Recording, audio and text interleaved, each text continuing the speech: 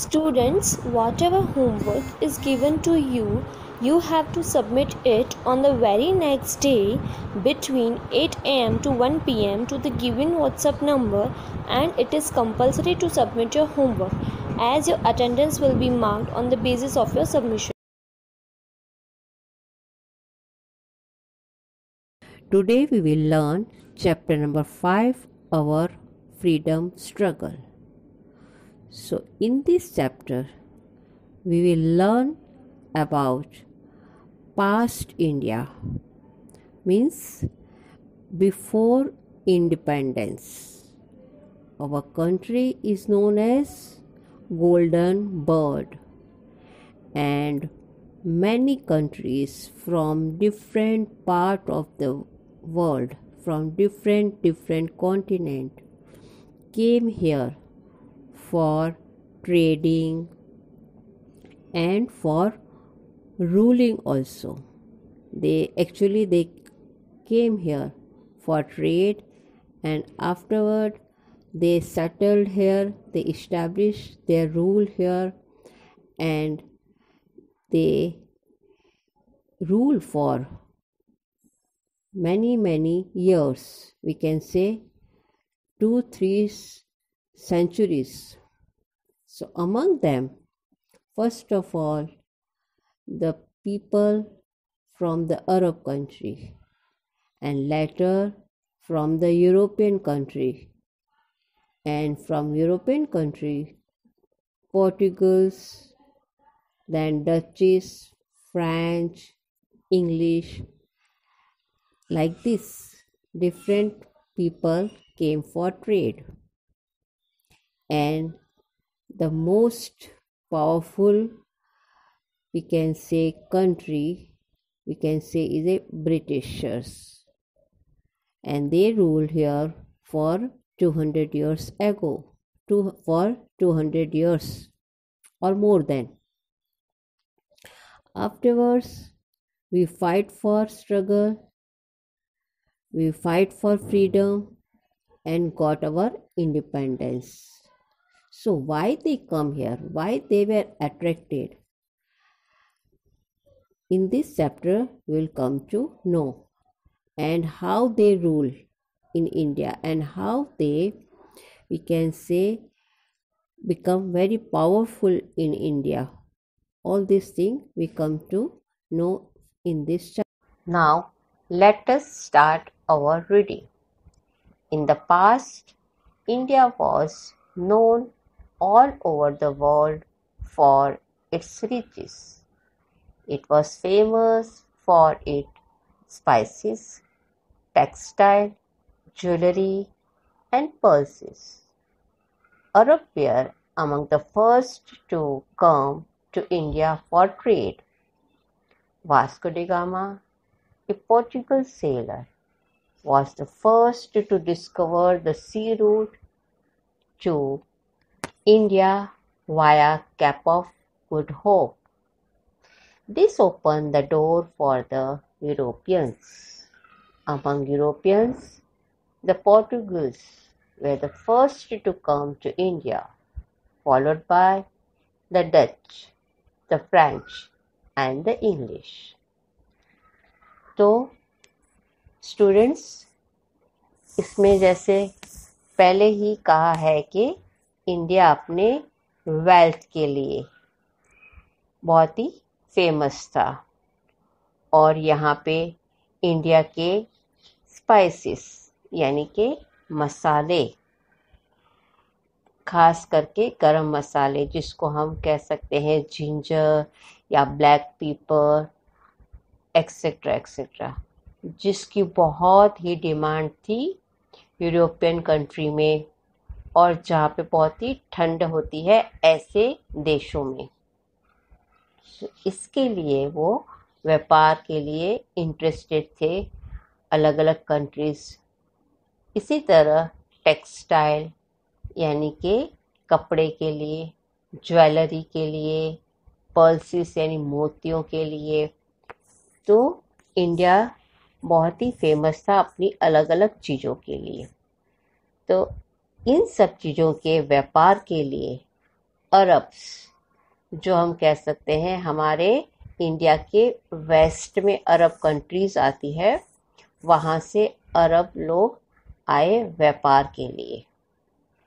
और Vasco da Gama नाम का एक पोर्टुगीज, यानी कि पोर्टुगल एक कंट्री है यूरोप की, जो यूरोप के एकदम साउथ में है।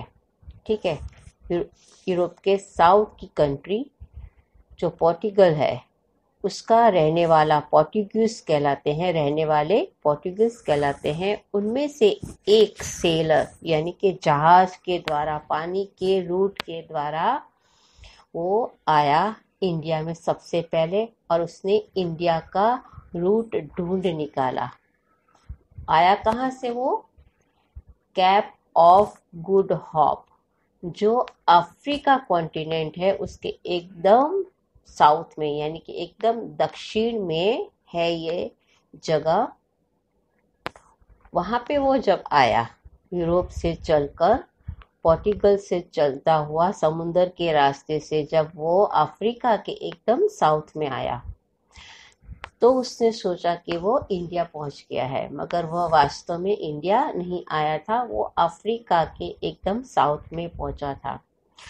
आगे जाकर उसे फिर है इंडिया का रास्ता उसने ढूंढ निकाला, और इंडिया के साउथ में, जिसको हम कह सकते हैं कालीकट या तमिलनाडु जो है, वहाँ पर आकर वह आया, और वहाँ पे जो राजा लोग थे उनसे वह मिला।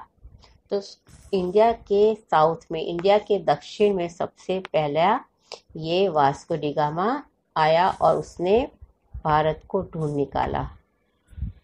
और इसके द्वारा, ये रास्ता ढूंढने से जो है यूरोपियन कंट्री को भारत में आकर व्यापार करने का मौका मिल गया, उनके व्यापार के द्वार खुल गए। और सबसे पहले पोर्टुगीज आए, उसके बाद जो है डच लोग आए। तो डच हैं, वो हॉलैंड भी कहा जाता है, और आयरलैंड एक है कंट्री, वहाँ के लोगों को डच कहा जाता है। तो वे लोग आए, उसके बाद फ्रेंच के लोग आए, बराबर, और उसके बाद ब्रिटिश के लोग आए, जिसको इंग्लिश पीपल कहा गया। फ्रांस के पीपल को फ्रेंच पीपल कहा गया। तो हम कह सकते हैं कि सबसे पहले पोर्टुगल कंट्री आई, उसके बाद हॉलैंड या नीदरलैंड आया, उसके बाद जो है फ्रांस आया, और उसके बाद ब्रिटिश आया। तो अलग अलग कंट्री आई, और लास्ट में ब्रिटिश सबसे ज़्यादा पावरफुल रही, और उसने सारे जो अलग अलग कंट्री आई उनके लोगों को हरा कर ब्रिटिश ने अपना यहाँ पे ट्रेडिंग सबसे पहले। Now, next paragraph. In the end, the Britishers came out victorious and succeeded in throwing out rest of the European powers. With the permission of Mughal King Jahangir, British set up their trading center in India by the name of English East India Company, EEIC। यहाँ पे इस paragraph में ये कहा है कि Britishers हैं वो लास्ट में विजयी हुए, वो सबको हराकर जीत गए, और उन्होंने जितनी भी और कंट्री आई थी उनको हराकर उनको दूर कर दिया, और अपना यूरोपियन पावर जो है, अपना ब्रिटिश पावर है, उन्होंने वहाँ पे इस्टेब्लिश किया। और तो और उस समय भारत में मुगलों का भी राज था, और उस समय मुगल किंग जहांगीर जो थे उनसे उन्होंने परमिशन ली और भारत में व्यापार शुरू किया, और बाद में उन्होंने इंडिया में ही इंग्लिश ईस्ट इंडिया कंपनी की स्थापना की, यानी कि भारत में EEIC कंपनी बनाई, जो यहाँ पे व्यापार उन्होंने शुरू किया।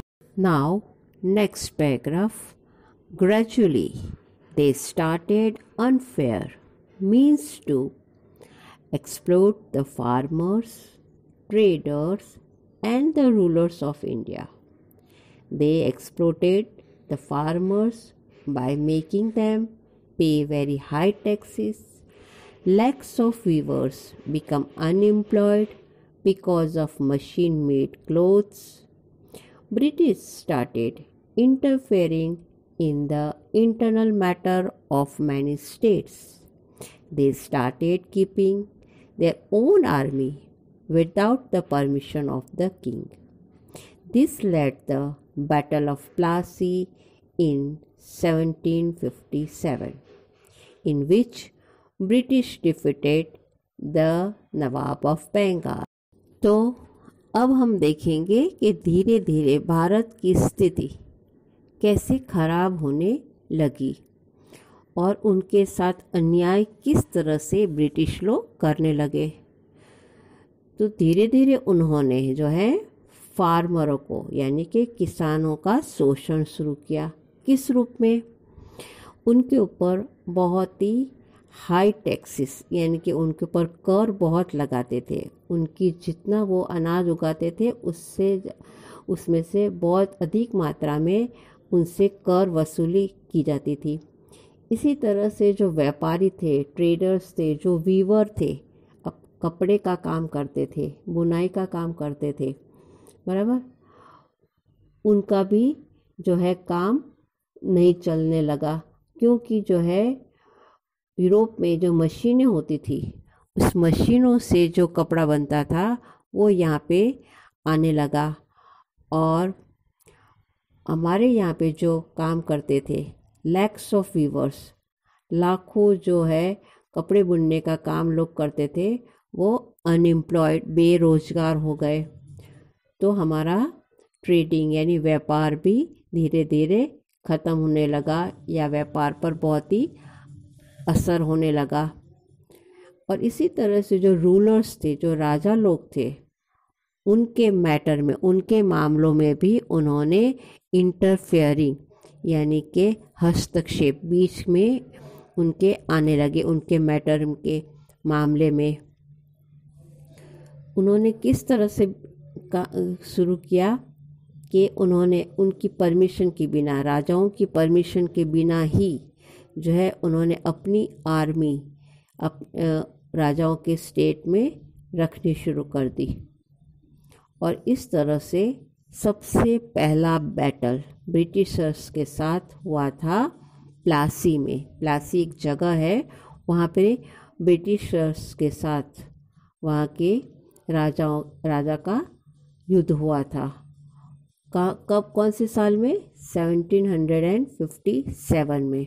और ये लड़ाई जो है बंगाल के नवाब थे वो हार गए। तो इस तरह से उन्होंने जो है हमारे राजाओं के साथ भी अन्याय शुरू